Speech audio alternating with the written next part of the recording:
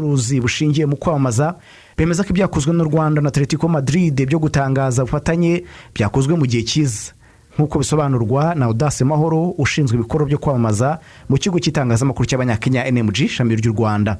Nishimiye yuko hari isura y'u Rwanda y'umunyarwanda y'abanyarwanda iri kugenda izamuka cyane donc Atletico ifite contribution izashyiraho, hariyo Arsenal yatangiranye, hariyo Paris Saint-Germain ikomezanyije, Bayern Munich ntekereza ko n'izindi zigiye kuza za Bar nazo zifite Visit Rwanda.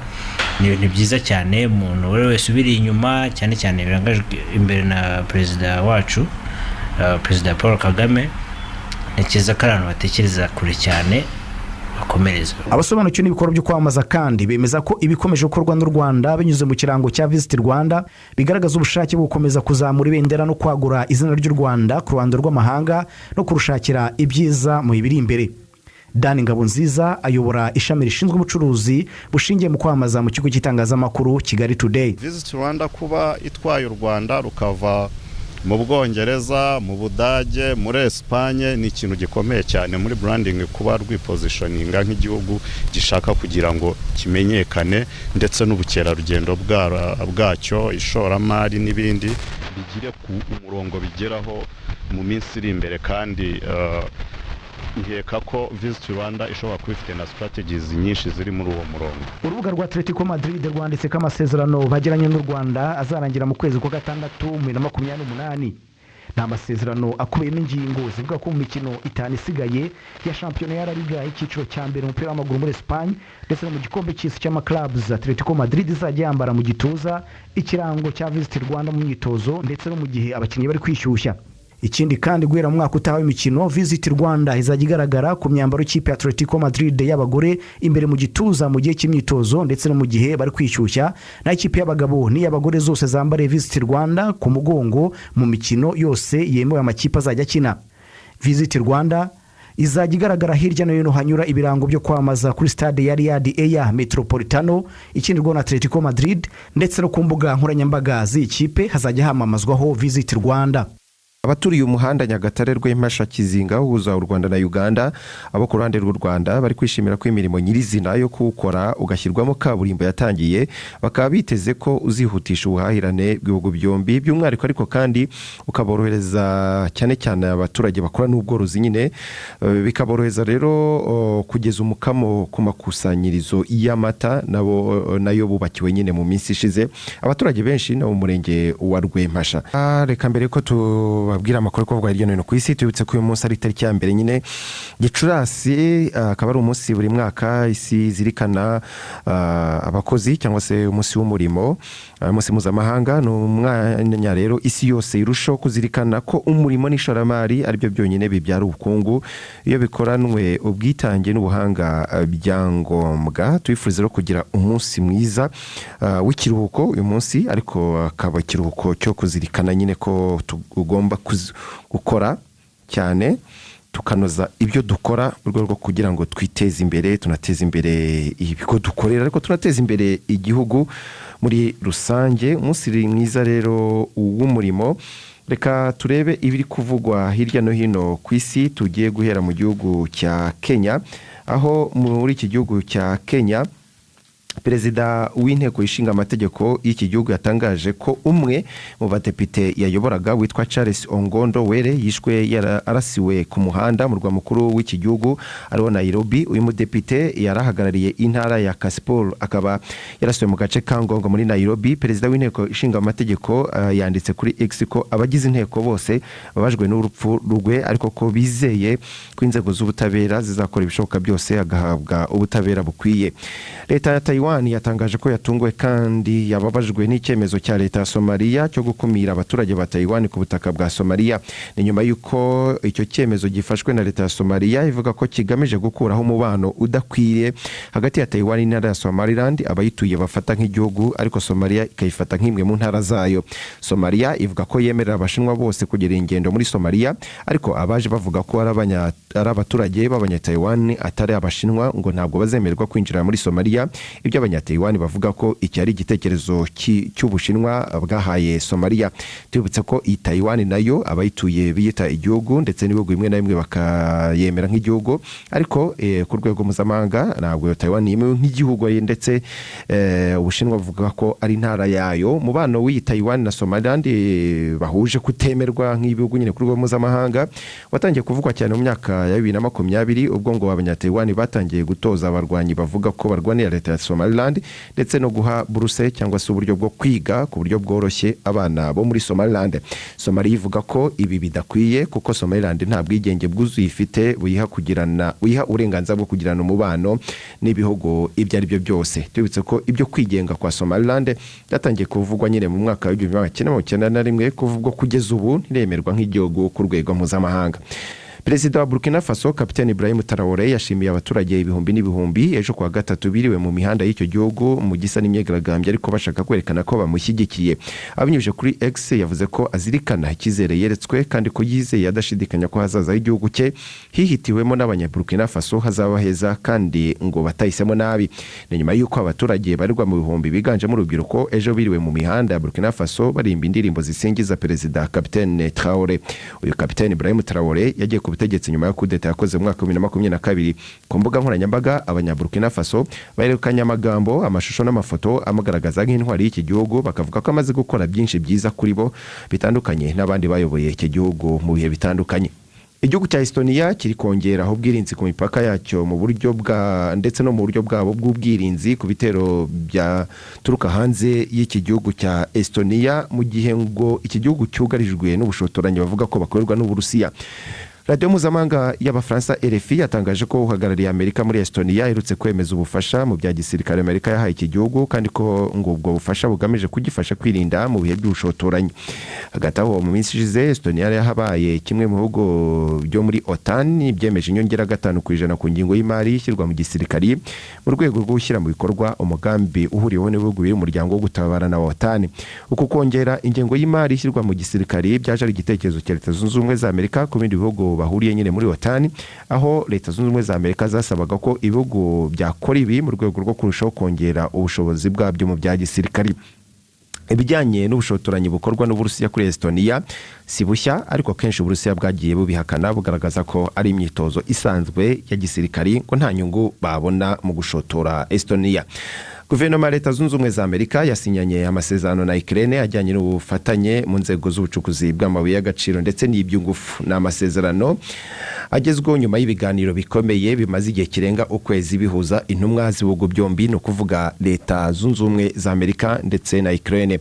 Muri aya masezerano ibihugu byombi byiyemeje gushyiraho ikigega cy'ishoramari kigamije kuzahura ubukungu bwa Ukraine muri ibi bihe kiri mu ntambara n'Uburusiya na nyuma y'intambara. Umunyamabanga wa Leta Zunze Ubumwe za Amerika ushinzwe iby'imari Scott Bessent avuze ko impande zombi ziyemeje guharanira amahoro n'amajyambere arambye muri Ukraine. BBC yanditse ko hari amakuru avuga ko Ukraine ifite ububiko bunini bw'amabuye y'agaciro nka graphite, titanium ndetse na lithium. Ubu ngo Leta Zunze Ubumwe za Amerika zikaba arizo zigiye kugira ijambo rinini ku bucukuzi ndetse no gutunganya aya mabuye yose. Aya mabuye ngo arakenewe cyane ku isoko mpuzamahanga muri iyi myaka kuko akoreshwa cyane mu bikorwa by'ikoranabuhanga nk'ibikoresho birimo za mudasobwa, telefone ngendanwa cyane cyane izi zigezweho za smartphone, imodoka zikoresha amashanyarazi, ndetse ngo aya mabuye anakoreshwa cyane mu nganda zikora intwaro zigezweho muri ibi bihe. Ibi rero bikaba bigezweho nyuma y'ibiganiro byagiye bihuza intumwa za Leta Zunze Ubumwe za Amerika na Ukraine mu mezi make atambutse, ariko kandi ngo ni ibiganiro byafashwe igihe kirekire kubera bimwe na bimwe mu bitarumvikanwagaho n'izi mpande zombi, cyane cyane no kubijyanye n'ubufasha Leta Zunze Ubumwe za Amerika zigomba guha igihugu cya Ukraine muri ibi bihe by'ubutegetsi bwa Perezida Donald Trump. Uyu Donald Trump yari yavuze ko azashyira akadomo ku ntambara yanganishije Uburusiya na Ukraine kuva mu kwezi kwa kabiri k'umwaka wa 2022, ariko kuvagira ku butegetsi mu kwezi kwa mbere muri uyu mwaka ntabwo yabigezeho nk'uko yabyifuzaga, kuko mu gihe cy'iminsi irenga 100 amaze ku butegetsi ngo iyi ntambara igikomeje, ndetse imbaraga zose yagiye ashyiramo mu kugira ngo afatire umuti ukwiye iki kibazo cya Ukraine n'Uburusiya ngo ntabwo izo ngamba zagiye zitanga umusaruro wifuzwa. Inzego z'ubutabera muri Bolivia zatesheje agaciro inzandiko zo guta muri yombi uwazare perezida w'iki gihugu Eva Morales wari ukurikiranyweho ibyaha birimo n'icyo gucuruza abana b'abakobwa. Ibi byaha byari byatumye ashyirwaho impapuro zo kumuta muri yombi. Ubushinjacyaha bwavugaga ko yabikoze bwari umukuru w'igihugu cyane cyane mu mwaka wa 2015. Mu kwezi kwa 10 umwaka ushize nibwo yari yashyiriweho izi mpapuro zo kumuta muri yombi, ariko we yari yavuze ko ibi ashinjwa ari ibihimbano ahubwo ari impamvu za politike. Icyo gihe yari ashyirirwaho izi mpapuro nyine yaramaze gutangaza ko azitabira amatora aza mu kwezi kwa 8 muri uyu mwaka nk'umukandida ku mwanya w'umukuru w'igihugu. Nubwo yakuriweho izi mpapuro ariko nyine zagare zigamije kumuta muri yombi, ntabwo biremezwa neza niba nyine azatabira amatora, dore ko nibikorwa byo kuyategura newe no kuyamamaza byamaze gutangira. Akaba rero bigaragara ko ashobora kutitabira aya matora nk'umukandida nk'uko yabyifuje mu mpera z'umwaka ushize. Reka twitse gato mu kanya duhite duhindukirana amakuru avugwa mu mikino. Amakuru avugwa mu mikino twateguriwe na Tuyishimire Olivier. Mwaramutse neza Olivier? Nyagatare turaho tumeze neza, haraye ubukonje ariko ndabona rwose ikirere gishobora kuza kuba cyiza uyu munsi. Mu gihe Sunrise numvishe itari mu makipe agomba kuzamuka. Sunrise ntabwo byayigendekeye neza rwose kuko yananiwe kugera mu makipe abiri yo mu itsinda rya kabiri agombaga gukina imikino ya playoffs. Ariko rero igihe hari nuko gahunda ngo zihari nuko mu kwezi kwa gatanu ikipe itangira imyitozo ikanashyiramo abakinnyi bashya, mbese ngo bashobora kuzabona Sunrise nshya. Okay. Reka duhere ku gikombe cy'amahoro. Abantu ejo kuri Radio Rwanda bakurikiye imikino ibiri ya kimwe cya kabiri. Heraho ufata umwanya uhagije utubwira ivugwa mu mikino. Umukino wabanje ikipe ya APR yabashije gutsinda ikipe ya Police igitego kimwe ku busa. Ni igitego cyatsinzwe na Jibril Watara ku minota 25 ku mutwe. Umwe mu bagabo bakomeje kwerekana ko rwose ku mipira yo mu kirere ari mwiza cyane. Byatumye rero ikipe ya Police iza gutsindwa iki gitego. Ikipe ya APR igira ibitego kuri kimwe mu mikino yombi, ni nayo yabashije gukatisha itike yo ku mukino wa nyuma bwa mbere. Hakurikiraho umukino wa Rayon Sport rero yagombaga gukina n'ikipe ya Mukura, byari igitego kimwe kuri kimwe ku mukino wabereye i Huye, ariko biza kurangira ikipe ya Rayon Sport ku munota 74 ku gitego cya Biramahire Abedi. Ikipe ya Rayon Sport ibashije gusezerera ikipe ya Mukura yitsinze igitego kimwe ku busa. Byumvikane ko mu mikino yombi ari ibitego biri kuri kimwe. Ubwo ku cyumweru nibwo tuzareba finale rero igikombe cy'amahoro APR n'ikipe ya Rayon Sport bakazaba bahura ku cyumweru. Ni nako kandi mu cyiciro cya kabiri akarere ka Gicumbi n'abaturage bako bari mu byishimo byinshi cyane ko ikipe ya Gicumbi FC nyuma yo gutsinda ikipe ya La Jeunesse ku munsi w'ejo ibitego bisa byatumye ibiti zamuka mu cyiciro cya mbere, dore ko habura umukino umwe gusa wa kamarampaka. Ikipe ya Gicumbi ifite amanota 9 igakurikirwa na Muhanga ifite amanota 7. Iyi AS Muhanga nayo yabashije gutsinda ikipe ya Etoile kimwe ku busa muri iyi mikino ya kamarampaka. Harabura journée imwe cyangwa se umukino umwe kugeza ubu ngubu. Ikipe ya Gicumbi yo yamaze kubona tike yo kuza mu cyiciro cya mbere ifite amanota 9 kubera ko umukino nubwo aya makipe yatsinda nta nimwe yayifata ku manota. Ikipe ya Muhanga ni ya kabiri n'amanota 7 mu gihe ikipe ya Etoile nayo ifite amanota 5, La Jeunesse ikagira amanota 5. Aya makipe yose uko ari atatu afite amahirwe yo kuba yakerekeza mu cyiciro cya mbere. Bizaterwa n'umunsi wa nyuma. Umunsi wa nyuma AS Muhanga izakira La Jeunesse. AS Muhanga iramutse inganyije uyu mukino yatanayo ibona itike yo kwerekeza mu cyiciro cya mbere, kubera ko iramutse inganyije yagira amanota 8 mu gihe ikipe ya Etoile yabasha gutsinda Gicumbi nayo yagira amanota 8, ariko hakarebwa aya makipe uko yahuye bikaza kurangira rero ikipe ya Muhanga ihise izamuka kuko yabashije gutsinda ikipe ya Etoile umukino wabereye mu rugo. Muri rusange shampiyona y'u Rwanda nayo irakomeza kuri uyu munsi, hakinwa umunsi wa 26. Ikipe ya Kivu Sport kuri uyu wa kane iraza kwakira ikipe ya Muhazi, barakina saa 9. Etincelle nayo yakira ikipe ya Musanze, baraza gukina nabo saa 9. Ejo iyi shampiyona zakomeza hakinwa uyu munsi wa 26. Gorilla izakira ikipe ya Bugesera ku saa 9. Hanyuma ku wa mbere nibwo iyi shampiyona izakomeza nanone hakinwa ino journée ya 26.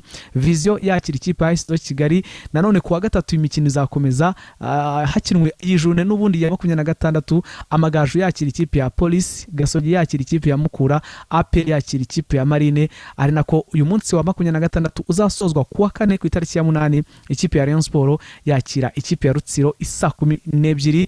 I Burayi ikivugwa cyane ni ikipe ya Barcelona mu rugo byaje kuyibera nk'ibintu bitungura cyane kuko Inter Domira yaje kunganya n'iyi kipe ya FC Barcelona ibitego 3-3. Ni umukino ubanza wa kimwe cya kabiri cya UEFA Champions League wabereye mu gihugu cya Espagne. Ibitego bya Barcelona byatsinzwe na Lamine Yamal ku munota wa 24, Ferran Torres ku wa 38 n'igitego Soma umuzamu kipe ya Inter yitsinze ku ishote rya ritewe na Rafinha mu gihe Inter domira. Marcus Thuram ni umuhungu wa Lilian Thuram yagitsinze ku masegonda ariko bavuga ko ari umunota wa mbere, ndetse na Dumfries waje gutsinda ibitego 2 ku munota wa 21 n'uwa 63. uyu nguyu akaba yanatowe nk'umukinnyi w'umukino. Simon Inzaghi nyuma y'umukino ni umutoza w'ikipe ya Nerazzurri cyangwa ikipe ya Inter domira, yavuze ko atigeze abona umukinnyi nka Lamine Yamal mu myaka 10 ishize. Yanavuze ko umukino wo kwishyura bagomba kuzamushyiraho abakinnyi 3 akaba aribo bamwataka. Hanyuma muri Al Nassr ntago ari inkuru nziza, ni ikipe yo muri Arabia Saudite ikinamo Cristiano Ronaldo yamaze gusezererwa muri Champions League ya Asia nyuma yo gutsindwa n'ikipe ya Kawasaki ibitego 3-2 muri kimwe cya kabiri. Si Cristiano gusa warayarira ahubwo na Lionel Messi nawe rwose ikipe ya Inter Miami yaje gusezererwa muri CONCACAF Championship itsinzwe n'ikipe ya Vancouver ibitego 3-1. Iyi Vancouver niyo muri Canada yayitsinze 3-1, aggregate iba ibitego 5-1 kuko umukino ubanza bari bayitsinze ibitego n'ubundi 2-0.